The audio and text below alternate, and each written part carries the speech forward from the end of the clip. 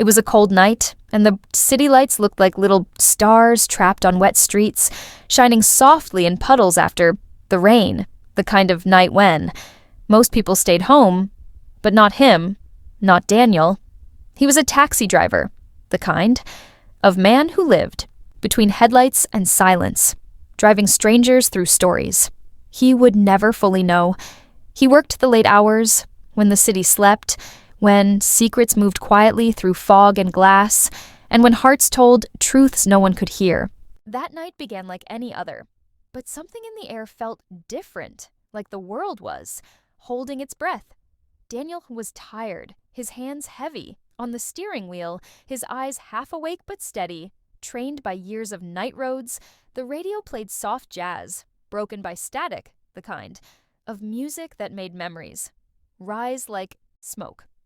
The dashboard clock said 11:48 p.m., and he whispered to himself, just one more hour. He wanted to go home, maybe drink tea, maybe sleep without dreaming. But sometimes, fate finds you on the road. At 11:53, the radio crackled, and a voice from dispatch said, "Daniel, pick up on 5th and Willow. Street, single passenger, immediate ride."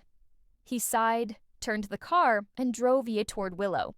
The rain began again, gentle but endless, washing the streets in ribbons of gold and red from the neon lights. When he reached the corner, he saw her, a woman, under a flickering street lamp, wearing a long gray coat, her hair loose, her face pale in the glow. She wasn't holding an umbrella. The rain touched her softly, almost afraid to. Daniel leaned across and called, "Taxi?" She nodded once and stepped in, moving slowly, carefully, as if the air around her might break. When she sat down, the smell of rain and faint flowers filled the car. She looked straight ahead, hands clasped, eyes calm but far away. Daniel asked, gently, "Where to?" After a pause, her soft voice answered, "To the old part of town, near the bridge." He nodded, started the engine, and drove. They drove in silence, the city whispering outside. He watched her reflection in the mirror. She looked sad, not the kind that cries, but the kind that remembers. He wanted to ask something, but taxi drivers know when silence is safer. After a long moment, she spoke. "Do you drive every night?" "Most nights," he said. "Isn't it lonely?" she asked softly. Daniel smiled. "Sometimes, but I guess I got used to it. The roads keep me company." She nodded. "I know that kind of loneliness." They passed an old cinema, its posters torn, lights dim, ghosts of laughter still trapped. Inside, Daniel saw her eyes flicker toward it. "Used to go there," she murmured, "when I was younger." Her voice trembled slightly, as if speaking to someone not there. The car slowed as they entered the old streets where lamps glowed, weaker, and the air smelled of rain and memories. "Stop here," she said softly. Daniel stopped near the bridge. The woman looked out at the water and whispered, "Do you believe places?" Daniel blinked.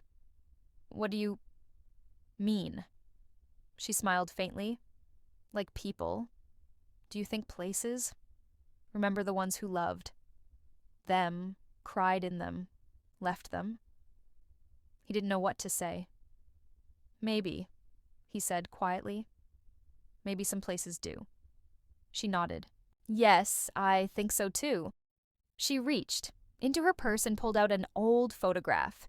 The edges were torn, the image fading. "I used to meet someone here," she whispered, "a long time ago." Her voice broke, softly. "Would you mind waiting a few minutes?" Daniel nodded. She stepped it out and walked to the middle of the bridge. The rain had stopped, but the air still shimmered with mist. She stood there, holding the photograph up to her chest. Daniel watched through the windshield as she closed her eyes and let the wind brush her face. 5 minutes passed. Then 10. Finally, she turned back, her eyes shining, with quiet tears. When she sat down again, she whispered, "It's strange to miss someone for so long that you forget their face but not the feeling." Daniel didn't speak. His heart felt heavy. "Do you ever lose people, Daniel?" she asked softly. He hesitated. "Yes, my wife, 2 years ago." She turned slightly, her eyes deep and kind. "I'm sorry," she said. He nodded. "It's okay. You learn to keep driving, but sometimes at red lights. I still look at the empty seat next to me." She smiled, faintly, and whispered, "Empty seats never really stay empty. They hold the buoyant echoes of those who once sat." When they reached her address, there, it was a quiet Her words street, lingered, a single in the air lamp long burning after. yellow. "This is it," she said. Daniel stopped. She paid, thanked him, and stepped out slowly, her gray coat glowing under the light. She walked to the door and disappeared inside. The house was dark, but something lights, made Daniel no look movement. back. He frowned, returned, knocked, no answer. Through the window he saw dust, empty furniture, cobwebs. The house was abandoned. Back in the taxi, he froze. A photograph lay, the same one she had held, on the seat. A young couple smiling on that same bridge, and in the background, a taxi with a driver who looked exactly like Daniel. On the back, 3 faded words. "See you again."